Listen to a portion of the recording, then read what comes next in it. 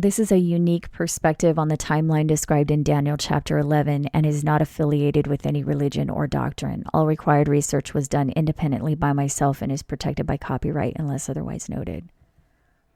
So in a previous video, we charted the ancient book of Daniel chapters 2, 7, and 8 and found that it presents a timeline from the Neo-Babylonian Empire in 605 BC until the present day and is heralding a coming asteroid impact. We also looked at Jesus' timeline in Matthew 24, which tells us the abomination of desolation that Daniel talked about will signal the start of the tribulation period that will end with the asteroid impact. So in this video, we're going to focus on the timeline in Daniel chapter 11, verses 1 through 31, which clarifies when the abomination of desolation occurred and who placed it. So in the first verse of Daniel 11, it says, "In the first year of Darius, I stood to confirm and strengthen him." So he's saying he's about to praise the king. Then in verse 2, he says, "There shall stand up yet 3 kings in Persia, and the 4th shall be far richer than they all, and by his strength, through his riches, he shall stir up all against the realm of Greece." But notice in the original Hebrew, the word translated as yet or more, which is number 5750, can also mean continuous. So we're going to use the original Hebrew definitions a lot in this video. So if you want to verify what we're looking at here, you can go to BibleCC.com. The link is below. This right here is the lexicon view, which shows the New American Standard Bible translation in the far left column. It shows the Hebrew word that the translation corresponds to in the second and third column, the Strong's Concordance number of that Hebrew word in the 4th column, and a few of the common definitions of the word in the 5th column. So you can see we're looking at Daniel chapter 11, verse 2, up in the top left corner, and we're going to focus on the actual definitions of the Hebrew words themselves. So a more direct translation of this verse would be, "And now a conspicuous truth," which means a clear truth.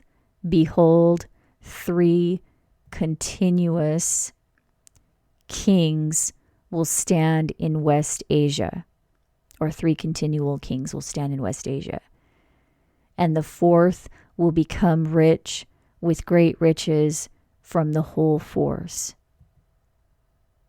And his riches will arouse or awaken," and that word 5782 also means incite, and incite means to cause someone to act in an angry, harmful, or violent way. So it's saying his riches will incite or cause the whole kingdom to act in a violent way toward Greece. So arouse the whole empire against the realm of Greece. So Darius the First was the 4th king of the Achaemenid Empire, otherwise known as the First Persian Empire. And he was the first king of that empire to invade Greece. And during his reign, he organized a new monetary system, creating 20 provinces which were required to pay tributes in gold and silver. And this new tax system that he created led to the wealth of the kingdom.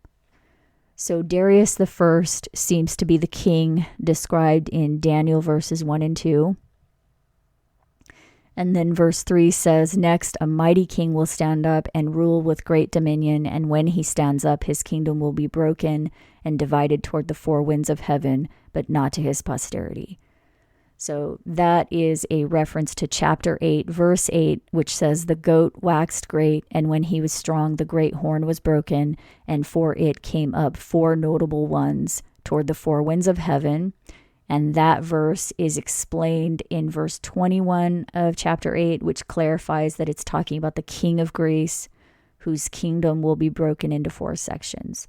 And in the previous video, we found out that that refers to Alexander the Great and the Hellenistic period. So verses 3 and 4 in Daniel 11 refer to Alexander the Great and the Hellenistic period. And verses 1 through 4 span from the beginning of the Persian Empire until the start of the Hellenistic period after Alexander the Great. Then verse 5 says, "And the king of the south shall be strong, and one of his princes, he will be strong above him and have dominion, and his dominion will be a great dominion."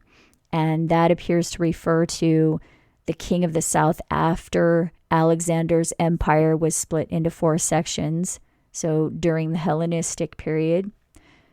So throughout Daniel 11, the only identifying titles that were given for who the characters represent are the king of the north and the king of the south. And the first one mentioned is the king of the south right after Alexander's kingdom was split into 4 sections. So the first king of the north and king of the south in Daniel 11 refer to the Seleucid Empire in the Syrian region and the Ptolemaic kingdom in Egypt. So the Seleucid kingdom in yellow here was to the north of Jerusalem, and the kingdom to the south of Jerusalem was the Egyptian Ptolemaic dynasty, and that was founded by Ptolemy the First. So the king of the south in verse 5 and one of his princes appears to refer to Ptolemy the First and Second, who were the first 2 kings of the Ptolemaic kingdom of the south after Alexander's death. And you can see that Ptolemy the First's son, Ptolemy the Second, ruled twice as long as his father. And it says here, during Ptolemy II's reign, the splendor of the Alexandrian court was at its height. So the king of the south mentioned in verse 5 and one of his princes was Ptolemy I and Ptolemy II. But then notice in verse 6, it says it will take place in the end of years. So it's referring to something in the future after years have gone by. So in order to find that event, we look for a pattern between the first section and the second section, verses 1 through 4, which refer to Darius and Alexander the Great. And it turns out there were exactly 10 kings between Darius the First and Alexander the Great. So Darius the Second was the 5th king after Darius the First, and Artaxerxes was the 10th right before Alexander. So there were exactly 10 kings between Darius the First and Alexander the Great. So Ptolemy in verse 5 ruled right after Alexander. So to find the next section that starts in verse 6, which says it takes place in the end of years, we can count 10 kings from where verse 5 left off. So 10 kings after Ptolemy the First and Second. So when we count 10 kings starting on Ptolemy the First or Ptolemy the Second, the 10th king lands on Cleopatra the Third or Cleopatra Selene. So it says in verse 6, "And in the end of years they shall join themselves together, for the king's daughter of the south shall come to the king of the north to make an agreement, but she shall not retain the power of the arm. Neither shall he stand for his arm, but she shall be given up, and they that brought her, and he that begat her, and he that strengthened her in these times." So the first point is the king's daughter of the south will come to the king of the north to make an agreement. And it says here, Cleopatra III established an alliance with one of the warring Syrian kings, Antiochus VIII, giving him Cleopatra Selene as his wife. So she's giving her daughter to the Syrian king of the north. So Antiochus VIII was the king of the Seleucid Empire here in yellow, which was to the north of Jerusalem. And the queen of the south, Cleopatra III, gave her daughter Cleopatra Selene to the king of the north in marriage. So the most simple, direct translation of the original Hebrew words in this verse would be, in the end, of the years, they will be joined. The daughter of the king of the south will go to the king of the north to make an arrangement to retain strength. But she will not gain power by taking a stand with arms. So in foreign language, the negative adverb right there sometimes comes after the intended subject. So it's saying she will not gain power by taking a stand with arms. And the word translated as arms, which is number 2220, means political and military forces.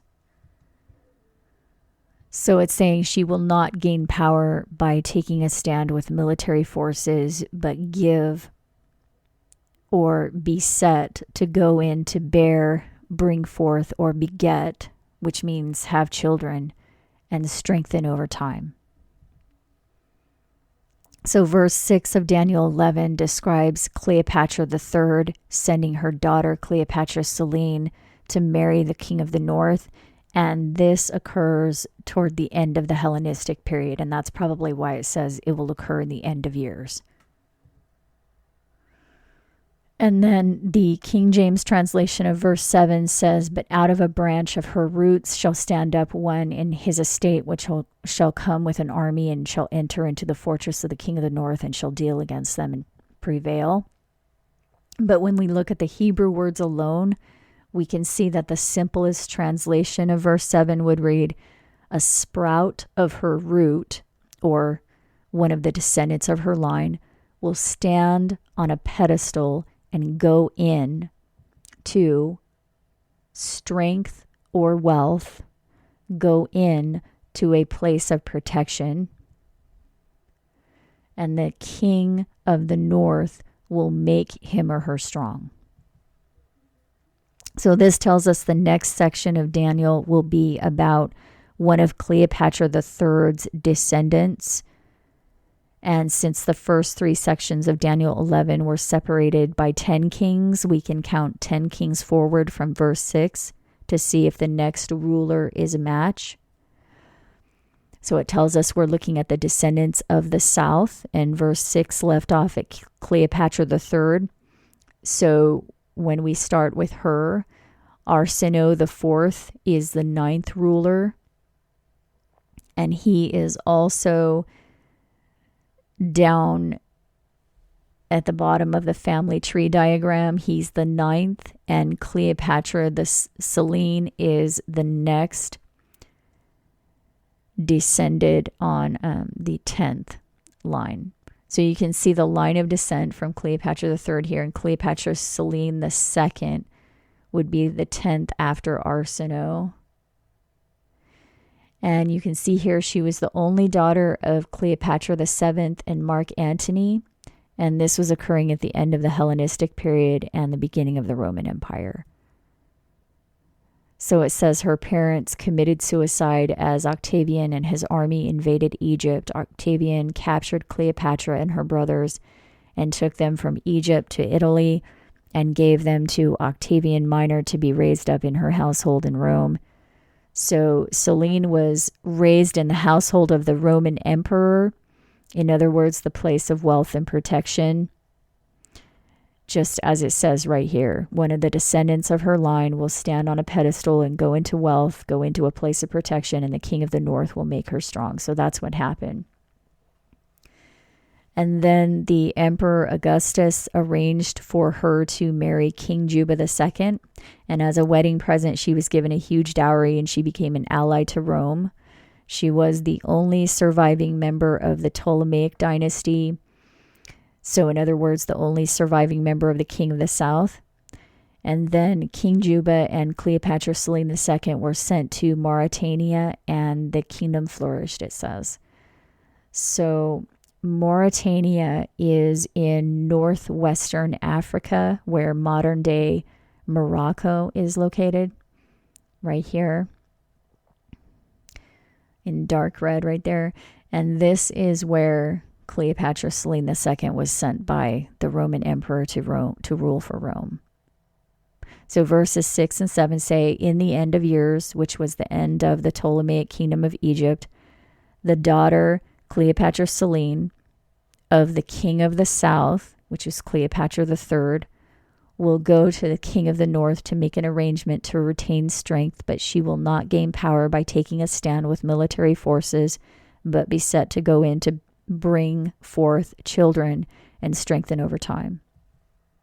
Then one of the descendants of her line will stand on a pedestal and go into wealth, go into a place of protection, and the king of the north will make her strong. And that was Cleopatra Selene II, who was raised in the Roman emperor's household.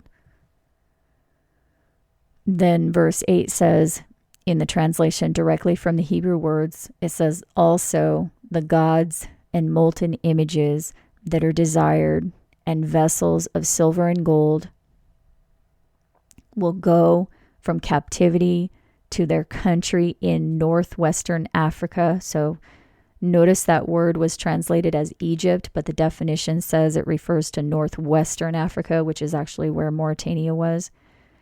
So it says she will go from captivity to northwestern Africa, and she will stand with the king of the north for years.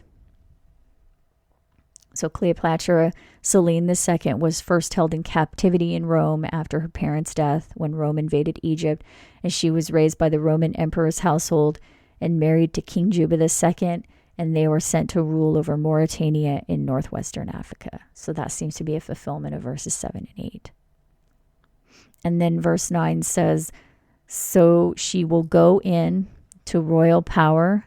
The king of the south will return to his own land, or to her own land, as this case would be.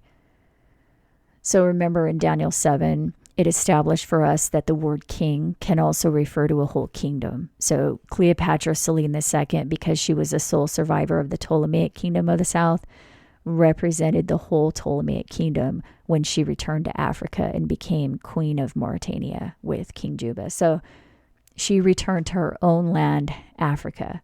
And it's also interesting, verse 8 mentions that she and King Juba brought the gods of Rome into Africa, because it says here under their son Ptolemy of Mauritania that Saturn became a prominent god in Mauritania during his reign, and his cult became an important one in the kingdom. So the cult of Saturn, I guess, became really important. That was Roman religion. So it says a temple and a sanctuary were dedicated to Saturn by the year 30 CE, and throughout Mauritania, various temples were dedicated to Saturn. So Saturn was the god that they brought from Rome. And that makes sense because the temple of Saturn was originally in Rome and was rebuilt in the year 42 BC. So Daniel 11, verses 7 through 9, seem to describe Cleopatra Selene II going into captivity in Rome, but coming into wealth and power and being sent back to her own land in Africa and ruling with the Roman Empire, which at this point has become the king of the north. So she's standing with the king of the north at this point. And it says here, Mauritania became a client of the Roman Empire in 33 BC, and a full province after the death of Selene's son Ptolemy in 40 AD. So the king of the north, which was the Seleucid Empire during the Hellenistic period, has now become the Roman Empire. The green section was Selene's father's kingdom, Mark Antony, and the reddish section in Egypt was formerly her mother's kingdom, Cleopatra, but both of them died when Augustus invaded, and she was sent to Rome, Italy, and raised there.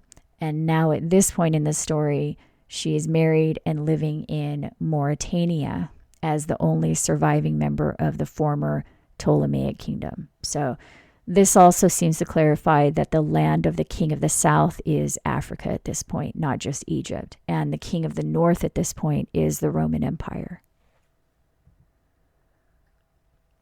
And the Roman Empire looked like this just one generation later, surrounding the entire Mediterranean Sea. So this is the king of the north at this point, the Roman Empire. And verses 7 through 9 also seem to refer to the start of the Western Roman Empire. Then verse 10 says, in the King James translation, but his son shall be stirred up and shall assemble a multitude of great forces, and one shall certainly come and overflow and pass through. Then shall he return and be stirred up to his fortress. So the direct translation would say the sons, or 11:21, which means descendants. The descendants, or her descendants, because it's talking about Selene, her descendants will stir up and gather abundance and great strength and wealth, and one of them will keep on coming and overflow and pass through and return to stir up strife up to his very fortress. So verse 10 refers to the descendants of the king of the south, and verse 9, the descendants of Cleopatra, Selene II, and King Juba II of Mauritania. So Cleopatra, Selene, and King Juba, they had a son. They named him Ptolemy, and he became known as Ptolemy of Mauritania. And he married Julia Urania, and they had a daughter named Drusilla, who became known as Drusilla of Mauritania the Younger. And Drusilla had a son named Gaius Julius Alexio, who became a Syrian prince and Roman client priest king of Emesa. And he had a son called Gaius Julius Fabia Sampsiceramus III Silas, who was also a Syrian prince and Roman client priest king of Emesa.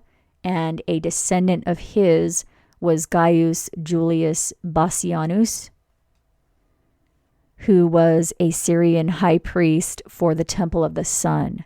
And take note of this because it'll show up later. The Temple of the Sun was adorned in the shape of a black stone. And this is in the 3rd century when Emesa was a client kingdom of the Roman Empire. And his daughter married the Roman Emperor Lucius Septimus Severus, and one of their sons was Lucius Septimus Bassianus, who was also known as Caracalla.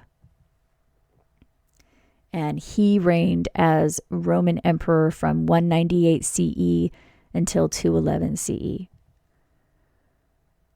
So the descendants of the king of the south moved from here in Egypt to Rome, then to Mauritania, and then to Syria.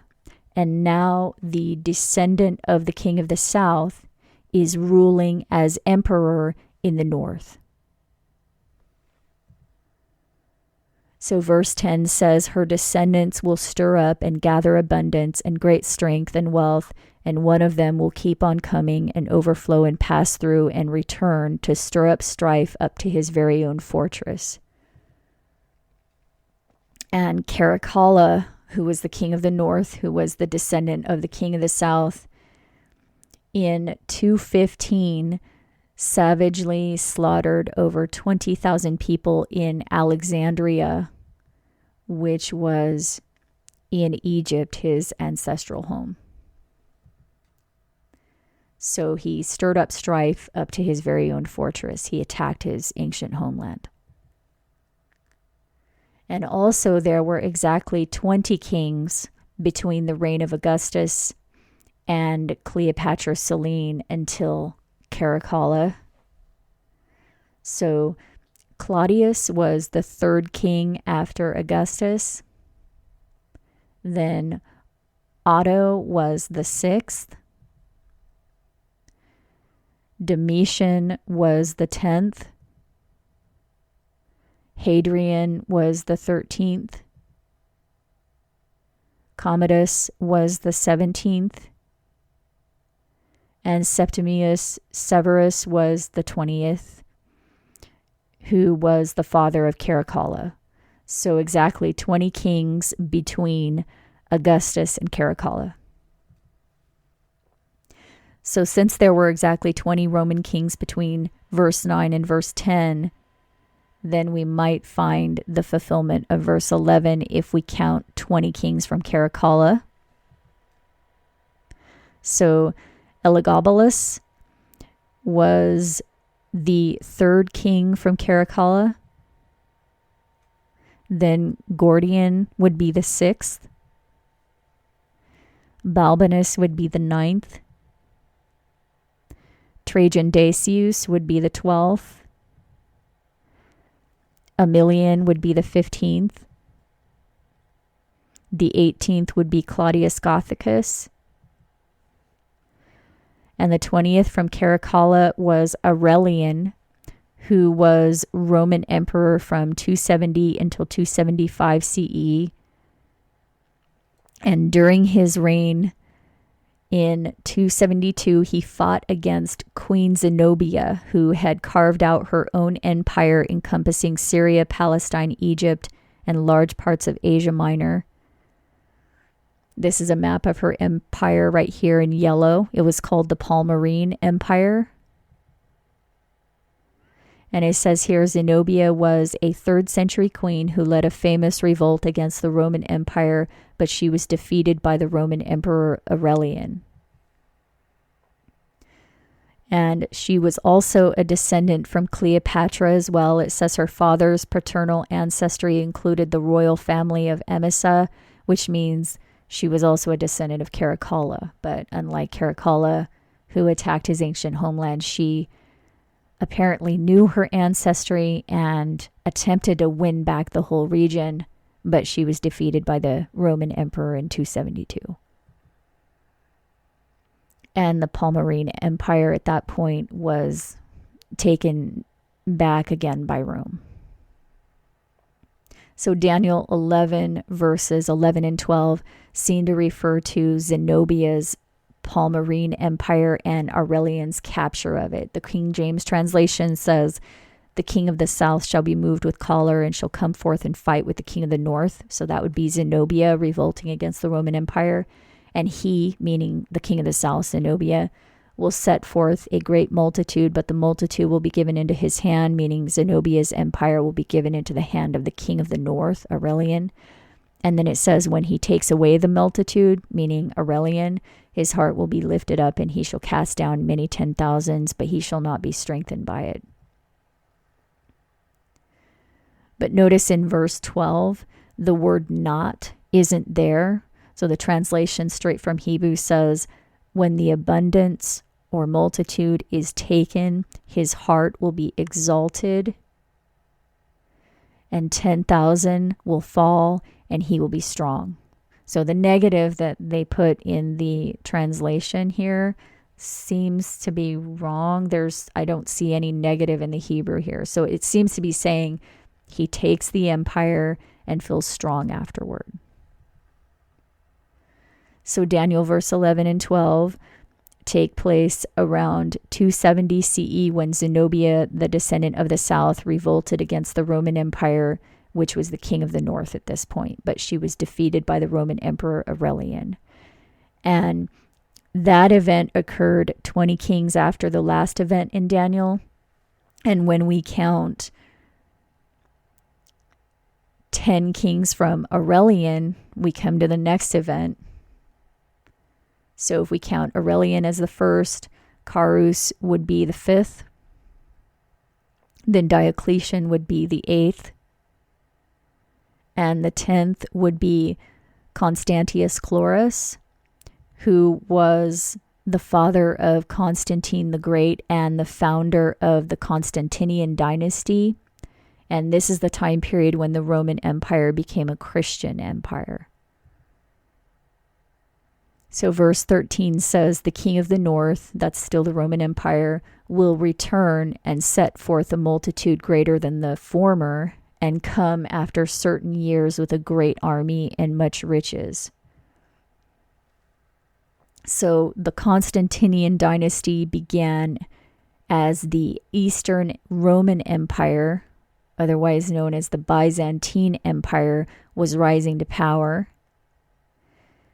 And that was the second phase of the Roman Empire coming into existence. So the Roman Empire that Augustus founded was dying off at this point, but a new phase was rising with the Constantinian dynasty that changed the religion of the empire from pagan polytheistic, the belief in many gods, to monotheistic Christian, the belief in only one God.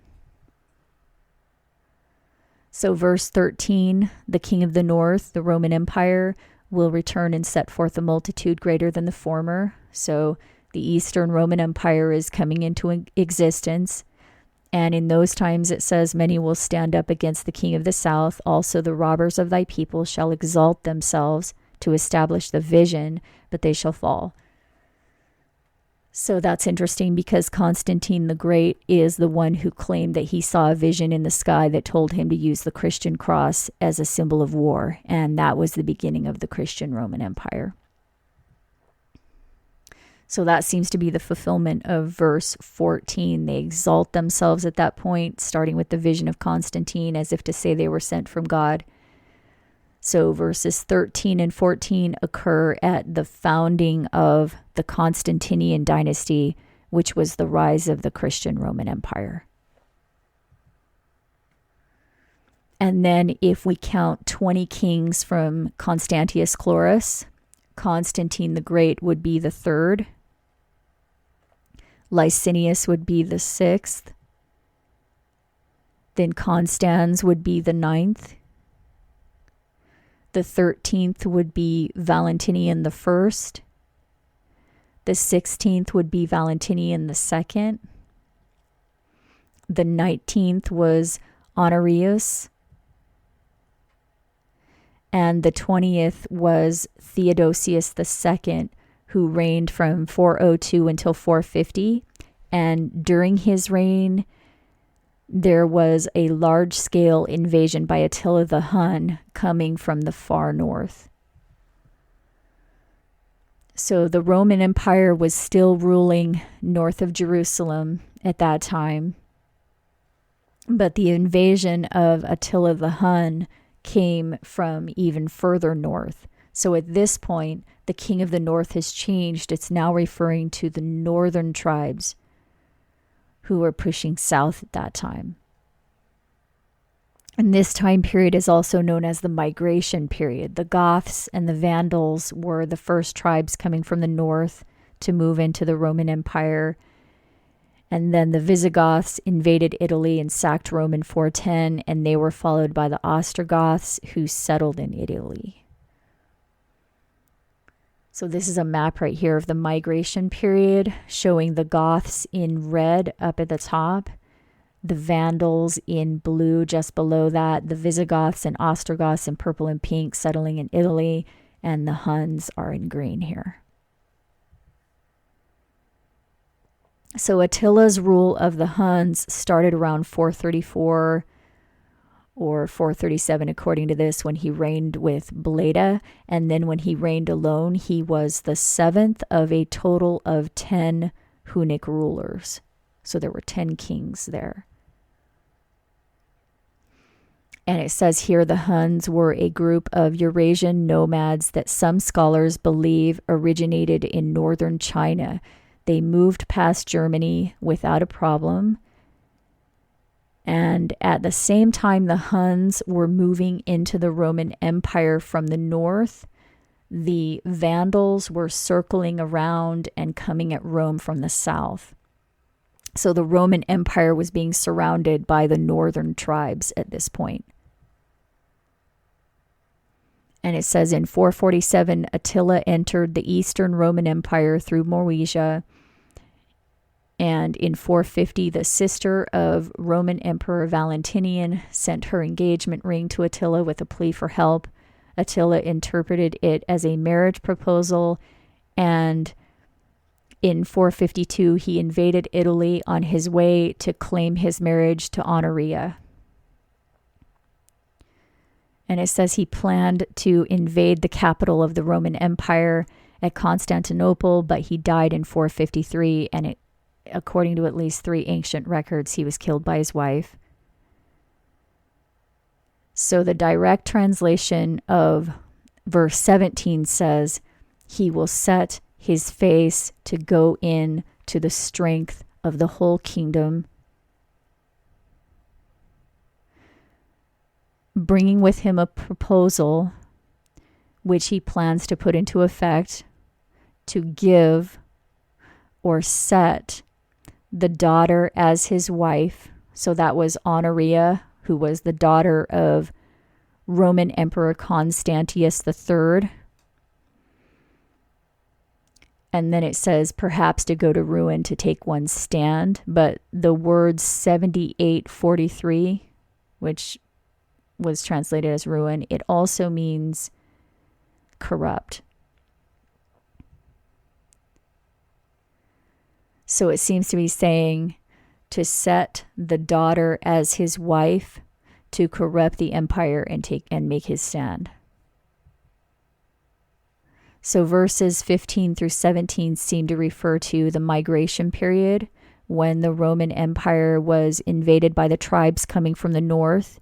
And verse 17 specifically seems to refer to Attila the Hun's invasion between 434 and 453 and his intent to marry Honoria, who was the daughter of Constantius III, which was the emperor of the Western Roman Empire. At the same time, Theodosius II was ruling the Eastern Roman Empire. So these events occurred 20 kings after the previous section, and 20 kings forward, we find the fulfillment of the next section. So from Theodosius II, Valentinian III would be the 4th. Avitus would be the 7th. The 12th would be Belisarius. The 14th would be Romulus. The 15th would be Leo. The 18th would be Basilicus. And the 20th was Justin I before Justin the Great. So there were exactly 20 kings between Theodosius II, when Attila the Hun invaded, and Justinian the Great. So this next section, starting in verse 18, should occur during Justinian's reign, which was from 527 until 565. And that is when the Vandalic War occurred. So verse 18 says, and this is the American Standard Translation, then he will turn his face to the coastlands, or that was also translated as islands in the King James. He will turn his face to the islands and capture many, but a commander will put a stop to his scorn against him. Moreover, he will repay him for his scorn. So the Vandals in blue on this map had also come from the north, but while the Romans were fighting against the Huns, the Vandals had moved around the empire and were now attacking Rome from the south. So it says here, the Vandal navy carried out pirate attacks throughout the Mediterranean, sacked Rome, and defeated a Roman invasion in 468. And in 530, Gelimer became king of the Vandals. And it says his elaborate plan to encircle and destroy the Roman army came close to a success, but Justinian's general Belisarius was able to drive the Vandals out. So the commander in verse 18 seems to refer to Belisarius. And then it says the Vandal king Gelimer fled to a remote mountain and surrendered in the spring. And that matches verse 19, which says, then shall he turn his face toward the fort of his own land, but he shall stumble and fall and not be found.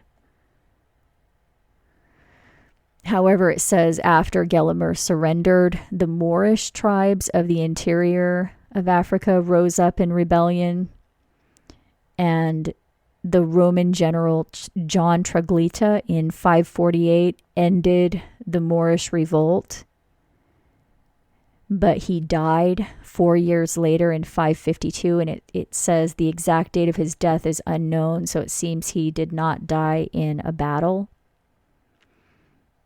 So the American Standard Translation of verse 20 says, "Then in his place one will arise who will send an oppressor." But the word 3653, which you can see means base, pedestal, or office, that also means place. In other words, in that location in northern Africa where the Vandalic War was occurring. It says, in that place, one will arise who will pass through and oppress through the splendor of the kingdom. Yet within a few days he will be shattered, though not in anger or in battle. So again, the Roman general John Troglita was the one who put a stop to the Moorish revolt in 548, and he died just a few years later in 552, but not in battle. So we also know that days can also represent years in the biblical text. So when it says in verse 20, within a few days he'll be shattered, it can also mean within a few years he'll be shattered, and that's what happened. So verses 18 through 20 seem to refer to first the Vandalic War, when the Vandals captured the islands, but that was stopped by the commander, General Belisarius, and the Vandal king Gelimer then fled back to his land, but then surrendered. And in that land, in that location in northern Africa, the Moorish tribes revolted, and the Roman general John Troglita suppressed their revolt, but then died a few years later of what seems to be natural causes. He didn't die in battle. And all of this occurred in Justinian I's reign. And I just wanted to point out that the King James translation of verse 20, which says, "Then shall stand up a raiser of taxes," that word right there corresponds to this word, number 5065, which means oppress. And the definition oppress is actually used more often in the Bible. The only time, in fact, this word was ever translated as taxes was apparently here in this verse right here. So it doesn't apply to this fulfillment. The word in verse 20 means oppressor. It's not talking about taxes. And then verse 21, the direct translation says, "And in the office," or in that place, "a despised person will stand in the majesty of the kingdom, set to go in quietly and grow strong with royal power, with smoothness, or seize the kingdom by intrigue." And the King James translation in verse 21 says, "obtain the kingdom by flatteries." So Justinian the Great was the Roman emperor from 527 until 565. But it says here he was born into a peasant family and adopted by his uncle Justin, who later became emperor. Then it says Justinian was made associate emperor, then consul, then commander, and then after Justin's death, Justinian became emperor. And it says he achieved lasting fame by his complete revision of Roman law, which is also known as the Justinian Code. And that may be partially what verse 22 alludes to when it says the Prince of the Covenant, but there's more to that, which we'll go into in a minute. But it says one of the most spectacular features of Justinian's reign was the recovery of large stretches of land around the western Mediterranean, which had slipped out of imperial control in the 5th century. And it says Justinian considered it his divine duty to restore the Roman Empire to its ancient boundaries. And it says he defeated the Vandals and reconquered northern Africa in 533 and 534. Then from 552 to 554, he defeated the Ostrogoths within a month. He defeated the Franks, restored Italy, and established the province of Spania. So verse 22 direct translation says, any flood of forces will overflow from or before him and break into pieces. Also, the Prince of the Covenant. Or it can also read, moreover, he was the Prince of the Covenant. So it's not clear if Justinian himself is the Prince of the Covenant or someone else, but it does make clear that the covenant starts in verse 22, which appears to be during the reign of Justinian. And on the surface, that covenant may have something to do with the peace treaties that Justinian signed with the neighboring Persian Empire, which was known then as the Sassanid Empire. And you can see on this map where the boundaries were from 387 to 591. So the wars between the Roman Empire and the Persian Empire began around 92 BC and lasted for 7 centuries. And the only thing that finally ended these conflicts was the rise of the Muslim Empire. And that originated with the birth of Muhammad, just 5 years after Justinian's reign ended. So the conflicts between the Romans and the Persians had been going on for centuries, and during Justinian's reign, there were several peace treaties that were signed and broken. The first peace treaty was called the Eternal Peace Treaty, that apparently the Persian king broke in 540, and a new one was signed in 545, then another one in 557, and then another one again in 562. So verses 21 and 22 seem to refer to Justinian the Great, and verse 22 mentions the Prince of the Covenant, and that could have referred to either Justinian or the Persian king during the peace treaties. However, the next section that we're going to look at seems to imply that the covenant was something much deeper than a military peace treaty. So verse 23 says, and after the league made with him, he shall work deceitfully, for he shall come up and shall become strong with a small people. So we know that refers to the king of the north, because it has been talking about the king of the north since verse 15. It says the king of the north comes and takes the cities.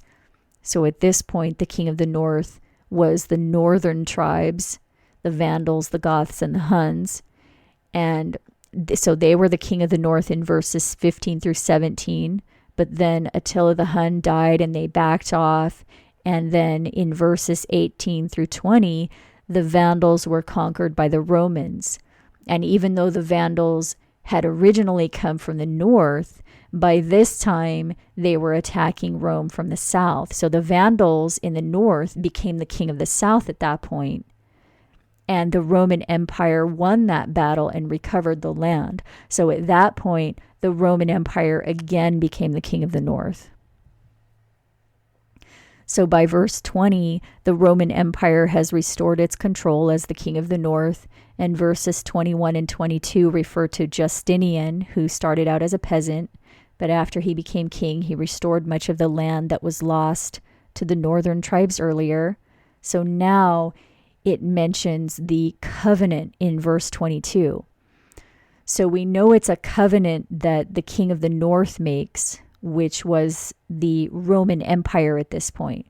So the covenant, like I said before, may refer to the peace treaties between the Roman Empire and the neighboring Sassanid Empire. But those peace treaties did not actually end the centuries of conflicts between these two empires. They continually were breaking those treaties and making new ones. The only thing that ended the conflicts was the rise of the Muslim Empire. But the Sassanid Empire, the Persian Empire, it was not Muslim at this point. They were what the Christians would call pagan. So the Roman Empire at this point was Christian, and they were demanding that their citizens convert to Christianity. That was in the Code of Justinian. So at this point, Justinian has made it law that you have to be Christian in order to be a citizen. It says here, that the Code of Justinian served to secure the status of Christianity as the state religion of the empire, uniting church and state and making anyone who was not connected to the Christian church a non-citizen. And the very first law in the Codex requires all persons under the jurisdiction of the empire to hold the Christian faith.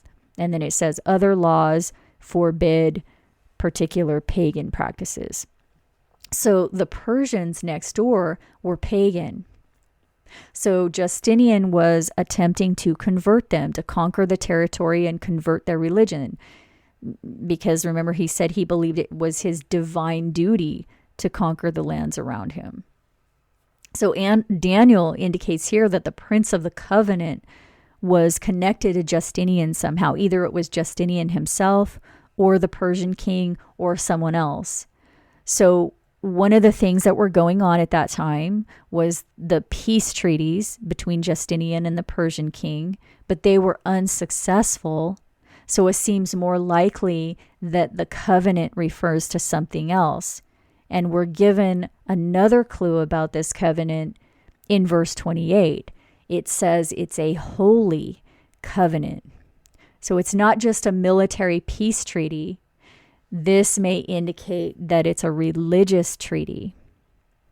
But the league, though, in verse 23, where it says after the league made with him, that league is not the same thing as the Holy Covenant in verse 28. And also in verse 22, it's not the same thing. It's something different. This right here is verse 23, and you can see the word that was translated as league or alliance. The number of that word is 2266. But in verse 28, the words holy covenant correspond to the words numbers 6944 and 1285. So the holy covenant and the league or alliance are not necessarily the same thing. They could be different things. But the word covenant here in verse 28, number 1285, is the same word used in verse 22, the Prince of the Covenant. So this covenant right here that starts in verse 22 during Justinian's reign refers to the Holy Covenant in verse 28. But not necessarily the league in verse 23. So the league that is made during Justinian's reign probably refers to the peace treaties between these two empires that were occurring during that time. So verse 23 says, after one of those treaties, the king of the north will work deceitfully. And that makes sense because the treaties were failing. They kept breaking them and making new ones every few years. So it makes sense that they would devise a different plan at that point. So it seems to tell us that the deceit started in Justinian's reign, and it has to do with a holy covenant. In other words, a religious covenant. So remember, Justinian gave governmental power to the popes during his time. He united church and state. So the Prince of the Covenant may refer to one of the religious leaders. So let's just take a look at the popes during that time period. So Justinian ruled from 527 until 565. And there were several popes during his reign, starting with Felix IV through John III. And John III was the one that caught my attention. He reigned from 561 until 574. And that was in the last few years of Justinian's reign, and he continued as pope into the reign of Justin II. And that is also around the time that Muhammad was born in 570. So just keep in mind that Muhammad was the one that ended the 7 centuries of Roman-Persian wars. Okay, so it says here that during the reign of Justin II, after Justinian, Pope John III retired and took up residence at the catacombs along the Via Appia outside of the city. So the Via Appia is Appian Way. It was the earliest and most important Roman road completed in 312 BC. So this is Appian Way right here. You can see it starts in Rome and ends at the southeastern coast of Italy. So it says Pope John went into the catacombs along this road, and catacombs are underground passageways for religious practice, most commonly associated with the Roman Empire. It says they're used for war refugees, smugglers' hideouts, or meeting places.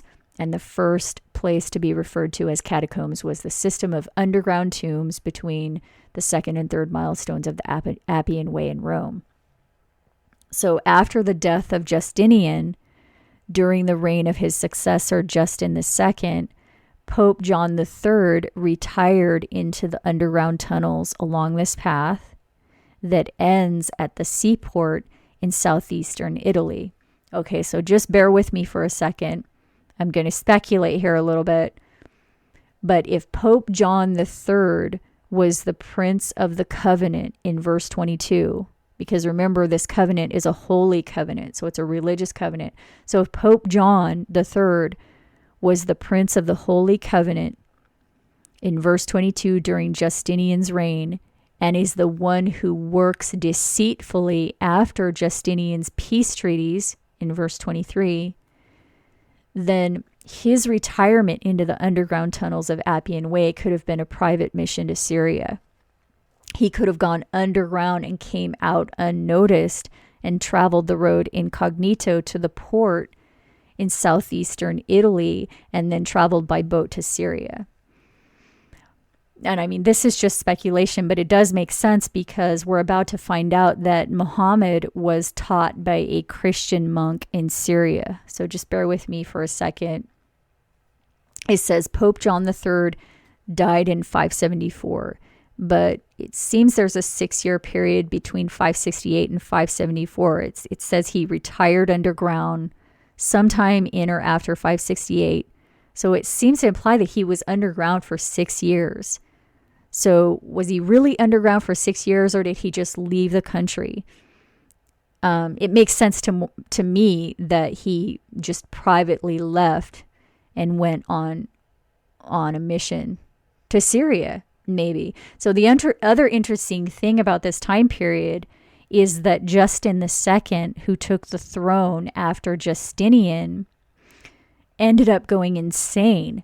It says he was trying to deal with a conflict with the Persians and he stopped paying them, basically, which caused the situation to escalate because Justinian was paying them. Justinian was paying a lot of countries in order to subdue them. So there had to be a new plan. I mean, things could not continue as they were. Something had to change. Nothing was working. So Justin II stopped paying the Persians, and that started another war. Just like these two empires have been going to war for centuries. But it says after 2 disastrous campaigns in which the Persians overran Syria and captured the fortress of Dara, Justin reportedly lost his mind. Then it says down at the bottom, the temporary fits of insanity into which Justin fell warned him to name a colleague, and he raised the general Tiberius to be Caesar in 574 and withdrew into retirement. So it was something involving Syria that caused Justin II to lose his mind. So just keep in mind that Muhammad's new religion of Islam is what finally ended the conflicts between the Romans and the Persians. And the border of those conflicts was in Syria, right here. So it was the events in Syria that caused Justin II to go insane. And Syria is where Muhammad met the Christian monk, who many say influenced the creation of Islam. And Islam is what ultimately ended the Roman-Persian Wars. Okay, so this event in verse 23, it's talking about deceit. It's saying the king of the north works deceitfully at this point. Okay, so let's just look at the life of Muhammad, and all of this will start making sense. It says Muhammad was born in 570 and was orphaned at an early age and raised under the care of his uncle. At age 40, he reported that he was visited by the angel Gabriel, which is also the Christian name of the angel, by the way. And 3 years later, he started preaching that God is one and that complete surrender to him is the only way. It says Muhammad gained few followers early on and was met with hostility because the Persians were polytheistic. They did not believe in one God. They believed in many gods. So it says he started with a few followers, but eventually gathered an army of 10,000 Muslim converts and took over the city of Mecca with little bloodshed. He destroyed the pagan idols and destroyed all the remaining pagan temples. So he was doing this same thing the Roman Empire was doing at that same time, eradicating paganism, because this is right after Justinian outlawed pagan practices. So it sounds to me like Justinian would have liked Muhammad. And then it says, eventually he united Arabia into a single Muslim religious polity. So it tells us here, in pre-Islamic Arabia, gods or goddesses were viewed as protectors of individual tribes. So that was their religion. It was a form of paganism. It says their shrine, called the Kaaba, was housed with 360 idol statues of tribal patron deities. So this is before Muhammad. And it says there were a few monotheistic communities in Arabia, like Christians and Jews and Hanifs. And Muhammad was a Hanif. So this goes into more depth about his childhood. It says his father died 6 months before he was born, and he was sent to live with a foster family in the desert until he was 6. That's one story, but then other scholars say that's not true. His mother died when he was 6. But either way, he was orphaned at the age of 6 and went to live with his grandfather. And then after his grandfather died, he went to live with his uncle. And his uncle was a merchant, and Muhammad would go on trading journeys to Syria with him. And it says on one of those journeys, he met a Christian monk named Bahira, who is said to have foreseen Muhammad's career as a prophet of God. So Bahira is also known as Sergius the monk. And it says here, when Muhammad was either 9 or 12 years old, he met Bahira in the town of Basra in Syria. So this is modern day Basra here. So Muhammad regularly traveled with his uncle from Mecca to Basra for trade. And when he was between 9 and 12 years old, he met a Christian monk there who, according to legend, foresaw his life as a prophet of God. But it says the monk, I guess this is the legend right here. It says the monk invited the merchants to a feast and they accepted, leaving Muhammad to guard the camel. But the monk insisted that Muhammad come to him and then proceeded to warn them to keep the child away from the Jews and the Christians. The interesting thing is both of these Persian authors here wrote that the Christians corrupted their gospels by erasing the references to Muhammad. So according to them, someone on the Roman side did not want a record of Muhammad's meeting with the Christian monk for some reason. And then it says the Apocalypse of Bahira makes the case for an origin of the Quran from Christian Apocrypha. Arabist authors maintain that Bahira's works formed the basis of those parts of the Quran that conform to the principles of Christianity. In other words, it's saying here that Arabian authors believe Christian writings influence the creation of the Muslim holy book. And it says down at the bottom, the early Christian biographies of Muhammad often identified Bahira, or Sergius the monk, as a secret religious teacher to Muhammad. So then Muhammad's story goes on. It says during one of his visits to Mount Hira, the angel Gabriel appeared to him, and he was deeply distressed by it and was consoled by his wife and her Christian cousin. Okay, so his wife, by the way, proposed to him, It says here in 595, a 40-year-old widow proposed marriage to him, and he accepted, and her name was Khadijah. And her cousin was Christian. So it says, when he was in the mountains, the angel Gabriel appeared to him, and he was deeply distressed by it.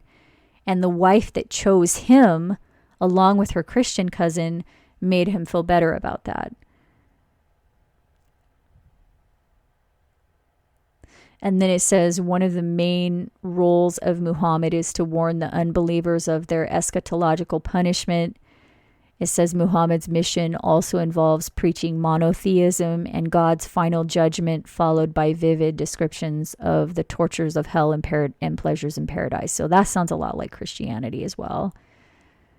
And then it says around 613, Muhammad began to preach to the public with only a few followers. So verse 23 says, he shall come up and shall become strong with a small people. So the king of the north, it says, is working deceitfully. The Roman Empire is working deceitfully. So let's just take a look at the direct translation right there of verse 23.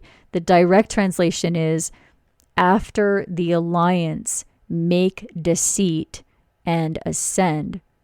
So notice it does not say, it doesn't specify the king of the north will ascend or rise up. It says, after the alliance is made, someone, it doesn't specify who, someone will practice deception and someone will ascend or rise up and become vast or mighty with only a few people.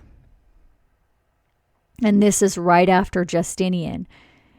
And it seems to imply that it's the prince of the covenant who is working deceitfully. So verse 23 seems to be saying that after one of those failing peace treaties between the Romans and the Persians, the prince of the covenant in the Roman Empire will work deceitfully, and someone will rise up and become strong with only a few people.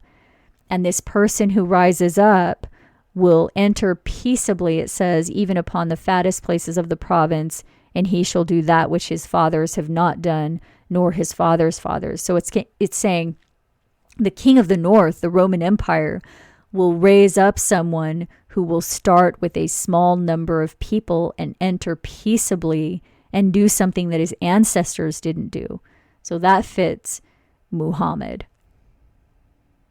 So in 613, it says when he started preaching, only a few became his followers, and then the opposition started when Muhammad delivered verses that condemned idol worship and the forefathers who engaged in polytheism.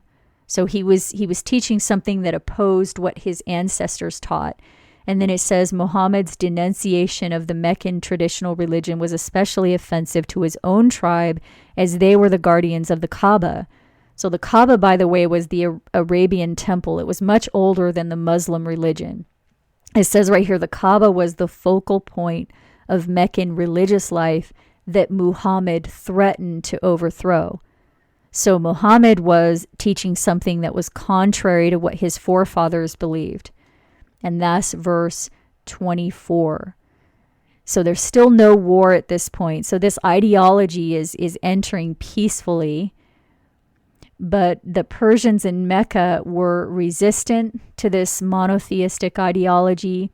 And in 615, some of his followers moved to the Ethiopian Empire and founded a small colony under the protection of the Christian emperor. So the early Muslims, it said, sought refuge among the Christians, and then some of them returned after high-ranking people in Mecca converted to Islam. And then in 622, it says Muhammad moved to Medina and was appointed the chief arbitrator of that community. So Medina, by the way, is right here between Mecca and Syria. And it says the people of Medina at that point began to convert to Islam. But then problems broke out in Mecca, and it says the Muslims initiated armed conflict to work toward the goal of conquering Mecca. And in 624, Muhammad led 300 warriors in a raid on a Meccan caravan, and they won, killing 45 Meccans. So he started out peaceful, but now he's killing people for not converting to the monotheistic religion.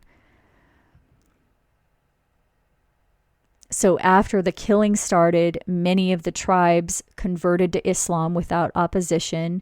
And it says Muhammad expelled a couple of the main Jewish tribes in Medina and took their property, and then prepared an army of 3,000 and adopted a form of defense that was unknown in Persia at that time. So new, unusual war tactics, as well as this new, unusual religion. And then it says they beheaded people who would not convert to Islam.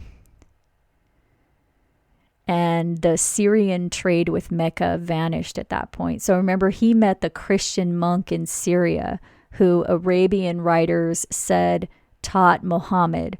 So Mecca refused to convert to the new religion Muhammad was proposing, and then suddenly they found themselves without trade to Syria. So it sounds like Muhammad was blocking their trade route through Medina to Syria. And then it says he started leading wars and conquests. In 630, he marched on Mecca with 10,000 Muslim converts, and most of the people converted to Islam. And then it says he destroyed the statues of Arabian gods, but personally spared the paintings of Mary and Jesus. And then it talks about his conquest of Arabia and his destruction of their pagan idols. And then within a decade, it says Muhammad's new religion conquered Mesopotamia, Byzantine Syria, Byzantine Egypt, large parts of Persia, and established the Rashidun Caliphate, which was the Muslim empire. So this is one of the maps of his conquests right here. So verse 25 says, and he shall stir up his power and his courage against the king of the south with a great army, and the king of the south shall be stirred up to battle with a very great and mighty army, but he shall not stand, for they shall forecast devices against him. And then verse 26 says, they that feed of the portion of his meat shall destroy him, and his army shall overflow, and many shall fall down slain. Okay, but notice the word in verse 26 that was translated as feed in the King James. It also means eat. So it's saying they that eat a portion of his food will destroy his strength and overflow. So it's saying the king of the south will be destroyed by one of his own, basically. They that eat the king of the south's food will destroy him. Their army will overflow. So it's talking about the conquest of Arabia right here. And this is also interesting. It says here that Muhammad had a white face. It was so white it shone like the moon, which seems sort of odd to me for somebody who grew up in the Arabian desert in the 6th century. I don't know, but it just seemed kind of odd. Also, the Muslim religion requires their members to make a statement that Muhammad is a messenger of God, which is very similar to the statement that Christians are required to make. So it sounds like Daniel is telling us that the Roman Empire of that time ended the 7 centuries of Roman-Persian wars by infiltrating the Persian religious beliefs and converting them to a new religion that was an offshoot of Roman Christianity. And verse 27 seems to confirm that. The direct translation says, 2 kings whose inner heart is evil, and they speak falsehood. They sit at one table, or they sit at the same table, and prosper until the end, continuing until the appointed time. And then verse 28 in the King James says, then shall he return into his land with great riches, and his heart shall be against the holy covenant. But notice that in the direct translation, it says his heart will be upon the holy covenant. So verse 28 can also say, and he will return the land with great goods or much plunder, and his heart will be upon the Holy Covenant to make them turn back or return the land. And then verse 29 says, at the appointed time he shall return and come toward the south, but it shall not be as the former or the latter. So verse 29 is starting a new section. So verses 23 through 28 seem to perfectly describe what occurred with the rise of Islam ending the Roman-Persian conflict, what seems to have been a covert religious infiltration of Persia by the Roman Empire. So it says, after the league made with him, in other words, after the peace treaties signed during Justinian, he, the king of the king of the north, the Roman Empire, will work deceitfully. For one shall rise up and shall become strong with a small people. He shall enter peaceably upon the fattest places of the province, and he shall do that which his fathers have not done, nor his fathers' fathers. And he shall stir up his power and his courage against the king of the south, that would be Arabia, with a great army, and the king of the south shall be stirred up, but he shall not stand, for they shall forecast devices against him. They that eat a portion of his meat shall destroy him, meaning they that eat with the Arabians will destroy them, and many shall fall down slain. 2 kings whose inner heart is evil, they speak falsehood, they sit at the same table, and they will prosper until the end, continuing until the appointed time. So the appointed time in the end refers to the asteroid impact. We looked at that in the last video on Daniel 2, 7, and 8. So verse 27 seems to be saying this deception will continue until the end time. And he, the king of the north, the Roman Empire, will return the land with great goods, meaning will take some of the land that they had before and the goods. And his inner heart, the Roman Empire's inner heart, will be upon the Holy Covenant to make them return the land. Which could mean the purpose of the Holy Covenant is to take back the land. So the next section starts in verse 29, and the direct translation says, and at the appointed time or place or meeting, he will return and go into the south country, after the fallout of the chief, or the American Standard Translation says, but this last time it will not turn out the way it did before. So it sounds like they had a change of leadership and the plan didn't go over well at first with the new leader, and this time it didn't turn out the way it did before. It says, for the ships of Kittim will come against him. So the word Kittim, which is number 3794, literally means Cyprus or islanders of the Mediterranean Sea. So it says the ships of Cyprus will come against him, and he will turn back and be indignant or become enraged at the Holy Covenant and take action and return. And this translation right here says show regard for those who forsake the Holy Covenant. But notice this word that was translated as forsake is number 5800. And this is the King James translation in the Blue Letter Bible right here. It says, he shall return and have intelligence with them that forsake the Holy Covenant. But notice the word 5800 has a second definition, and that is to restore or prepare.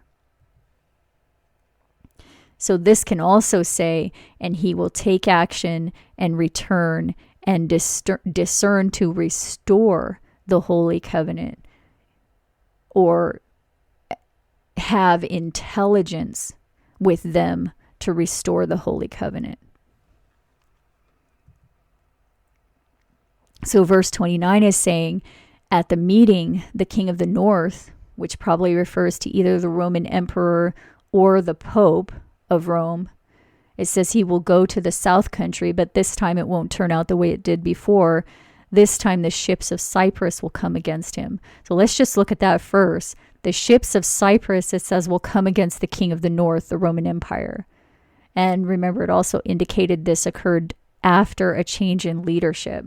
So At Muhammad's death, the first Muslim caliphate was established, and the Rashidun Caliphate lasted from 632 until 661. This is a map of it right here.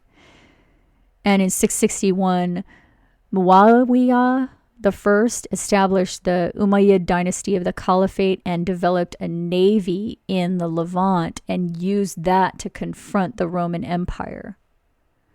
It says in 649 he constructed a fleet of ships and conquered Rhodes and later took Cyprus. And it says at the first raid, the people of Cyprus were obliged to pay an annual tribute to the Muslims. But in 654, they invaded again because Cyprus offered to help the Romans against them. And then in 655, it says the Muslim navy of 200 ships attacked the Roman navy and sank 500 of their ships. And this occurred during the reign of Roman Emperor Constans II.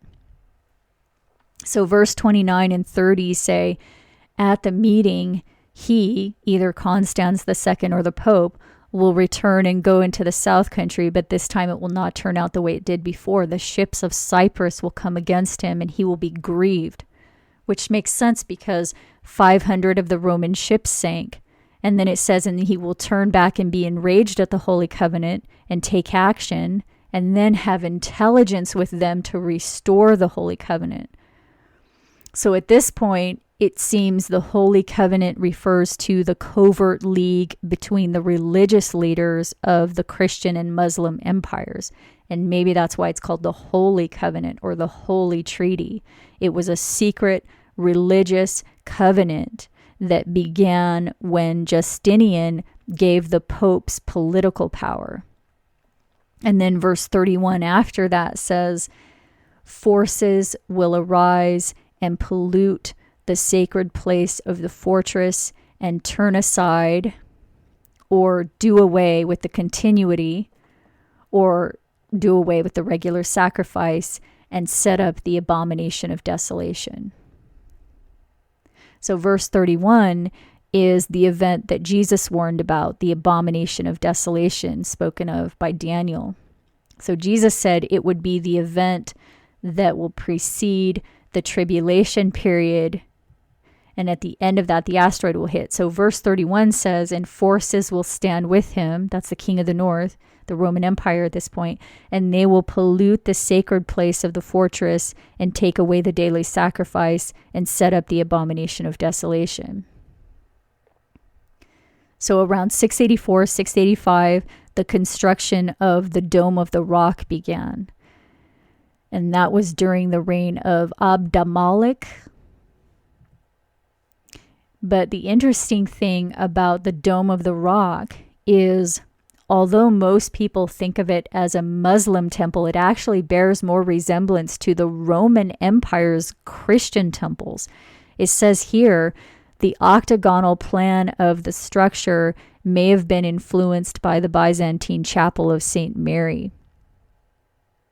So the Dome of the Rock was set up in the center of the Temple Mount in Jerusalem, where the ancient temple that Jesus walked in was destroyed in 70 CE. It says at that time, the Romans placed a temple to Jupiter, and that during the Byzantine era, which we're talking about right now, it says Jerusalem was primarily Christian. Well, that's interesting because that's when the Dome of the Rock was set up. It says Jerusalem was primarily Christian at that time. And then it says the construction of the Dome of the Rock was supposedly ordered by the Muslim Caliph, but they built it not in the traditional Persian architecture, but according to the measurements of the Roman Church of the Holy Sepulchre. It says the diameter of the dome is 20 meters and its height is 20 meters. And the Roman Church, its diameter is 20 meters and the height of it is 21 meters. It's the same, almost exactly the same. And also it says they each measure approximately 60 feet wide and 36 feet tall. So the Church of the Holy Sepulchre is said to be the place where Jesus died. And it says here the Roman emperor in the 2nd century built a temple dedicated to the Roman goddess Venus on that site. And the Roman emperor in 325 ordered that a church be built there. So the Church of the Holy Sepulchre was built 300 years before the Dome of the Rock. So some scholars have postulated that the architecture of St. Peter's Basilica in Rome was based on the Dome of the Rock, but the Romans were building structures like this long before the Dome of the Rock was built. The Church of the Holy Sepulchre right here was built around 325 CE, and the Dome of the Rock was built 300 years later, between 684 and 691. So this is Roman architecture, not Persian. The Dome of the Rock is a Roman temple sitting on the Temple Mount in Jerusalem. And also it says here, the Dome of the Rock was under construction during the conflict with Al-Zabar, and this led some historians, both medieval and modern, to suggest that the Dome of the Rock was built to rival the Kaaba. And the Kaaba was the ancient Persian temple. This is the more recent structure, but it was cube-shaped, completely different from the Roman architecture. The Dome of the Rock is a Roman temple. It's not a Persian temple. The Persian temple right here, the Kaaba, is more ancient than the religion of Islam.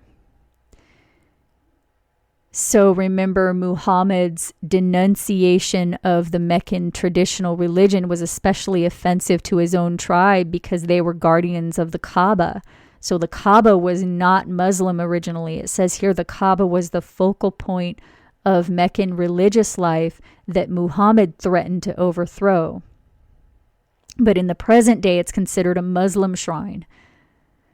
And there is a black stone that is located on the eastern corner that, according to legend, was placed by Abraham.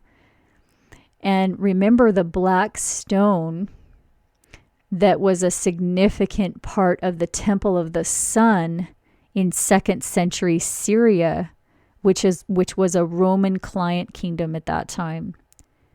And now the black stone is a significant part of the Muslim Kaaba in Mecca. But the Kaaba, again, is much older than the religion of Islam. It says here an idol was placed on the roof of the Kaaba 400 years before Muhammad. And an ancient Greek writer said, the genuine antiquity of the Kaaba ascends beyond the Christian era, a famous temple whose superior sanctity was revered by all the Arabians, and the silken veil was first offered by the Homerites, who reigned 700 years before the time of Muhammad. And then according to Encyclopedia Britannica, it says before the rise of Islam, it was revered as a sacred sanctuary. And according to the Quran, the Muslim holy book, the Kaaba was built by Abraham and his son Ishmael, where he placed a black stone that had fallen from heaven on a nearby hill. So it sounds like a meteorite. It says the black stone is believed to be the only remnant of the original structure made by Abraham. So this cube-shaped ancient Persian temple is very different from the domed Roman temples. So the Dome of the Rock in Jerusalem is not Persian. It's a Roman temple. So Daniel 11 verses 29 and 30 seem to refer to a change in leadership that led to a misunderstanding, then the restoration of the religious covenant between the two empires. And then verse 31 refers to the setting up of the Dome of the Rock on the Jerusalem Temple Mount by the Roman Empire. And also, this occurred 10 kings after Justinian I. So the fourth king after Justinian the Great was Phocas. The seventh was Heraclonus. And the 10th was Justinian II, who reigned when the Dome of the Rock was set up. And right after him was the 20 years of anarchy that started. So that 10 kings from Justinian the first, right here, when the Holy Covenant started, 10 kings from him until the Dome of the Rock was set up during the reign of Justinian II. And just one final point. There was actually a man who came out in recent years who claimed he was formerly a Jesuit and a Catholic priest during the 50s. And he claims he was taught by the Vatican that Muhammad was manipulated by the Catholic Church to create Islam, and that Khadijah, the woman who proposed to Muhammad, was actually a Catholic nun in an Arabian monastery who was told by a bishop to marry him and sow the seeds of what was to become Islam. And I just thought that was interesting because Pope Pelagius II, who was the Roman religious leader when Sergius the monk met Muhammad, this pope went a little overboard with the celibacy laws according to Pope Gregory, who was right after him. It says Pope Pelagius II labored to promote the celibacy of the clergy, and he issued such stringent regulations on this matter that his successor, Pope Gregory, thought them too strict and modified them. So it's interesting, he developed strong feelings about that issue during the time Muhammad was being groomed by a Christian monk, apparently, and supposedly proposed to by a Christian nun. So I'm not saying his claims are true, but Daniel 11 does seem to confirm at least part of what he claims was taught, that the Roman Catholic Church was responsible for the rise of Islam and the end of those Roman-Persian wars. So Daniel chapter 11, verses 1 through 31 seem to take place from the first Persian Empire until the Eastern Roman Empire and the setting up of the Abomination of Desolation, the Dome of the Rock on the Jerusalem Temple Mount. And that's all we're going to cover for today. We'll continue this in the next video. So to watch the whole series playlist, you can click on the link right here. And there are also several links below. Just click on Show More in the description box to open up more links. And I just want to say thank you so much to those of you that are making this research possible, because I cannot do this without the support of viewers like you. So thank you. I hope you're doing well, and I'll talk to you next week.